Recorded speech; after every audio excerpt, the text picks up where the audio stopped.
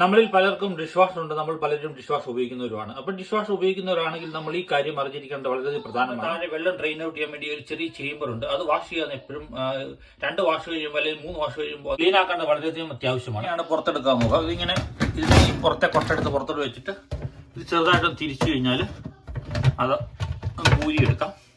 കാണാൻ പറ്റും ചെറിയ മുട്ടത്തോട് അത് ഇതെല്ലാം ഇതിനകത്ത് അടിഞ്ഞിരിക്കും. അപ്പൊ നമ്മൾ ഇതെല്ലാം എടുത്തു കഴിഞ്ഞ് നമുക്കൊന്ന് വാഷ് തിരിച്ചു കഴിഞ്ഞാൽ ഊരി എടുക്കാവുന്നതാണ്. തിരിച്ചപ്പോഴേ നമുക്ക് ഊരി എടുക്കാൻ പറ്റും കേട്ടോ. ഇതിനിടെ എത്ര ചെറിയ സാധനങ്ങളാ പിടിച്ചിരിക്കുന്നു നോക്കിയേ.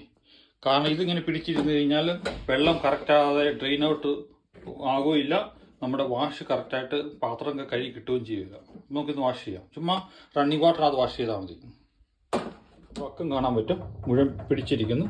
ജസ്റ്റ് ഇടുമ്പോൾ ടാപ്പ് ഒന്ന് ഓണാക്കുക. അത് കഴുകി വൃത്തിയാക്കി നമുക്കത് തിരിച്ചു വെക്കാം.